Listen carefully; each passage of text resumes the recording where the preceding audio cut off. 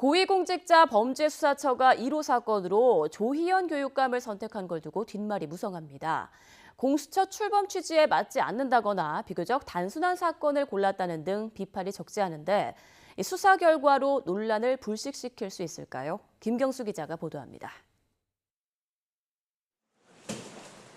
출범 100일을 훌쩍 넘겨 공수처가 정한 첫 수사 대상은 조희연 서울시 교육감이었습니다. 산통 끝에 어렵사리 공수처를 출범시킨 여권에서는 당장 볼멘 소리가 터져나왔습니다. 추미애 전 법무부 장관은 중대 범죄도 아닌데 공수처가 별스럽게 수사한다며 공수처 칼날이 향해야 할 곳은 검사가 검사를 덮은 죄라며 비판했고, 판사 출신 더불어민주당 이수진 의원은 소 잡는 칼을 닭 잡는 데 써서는 안 된다며 공수처 본분에 맞지 않는 수사라고 지적했습니다. 검사 출신 민주당 백혜련 의원 역시 공수처 설치 이유는 검찰 견제인데 공수처가 너무 편한 선택을 한 것 같다며 유감을 표했습니다.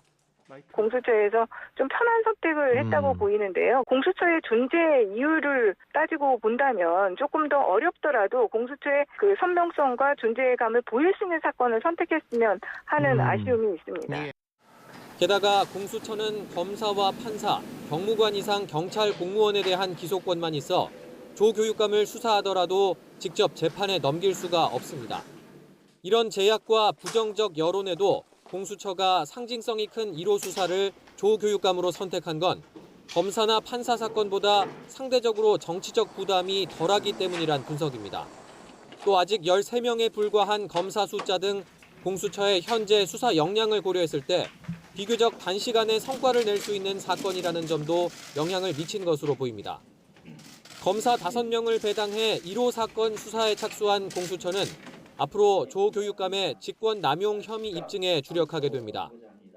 조 교육감은 지난 2018년 해직 교사 5명을 특별 채용하는 과정에서 반대하는 담당자들을 업무에서 배제하는 등 권한을 남용한 혐의를 받고 있습니다. 하지만 조 교육감 측은 특별 채용의 특성을 적극 소명하겠다며 무혐의를 주장하고 있습니다. 강제 수사와 함께 교육청 관계자에 대한 소환 조사가 곧 본격화될 전망으로 공수처가 1호 수사 논란을 딛고 존재 이유를 입증할지 관심이 쏠립니다. YTN 김경수입니다.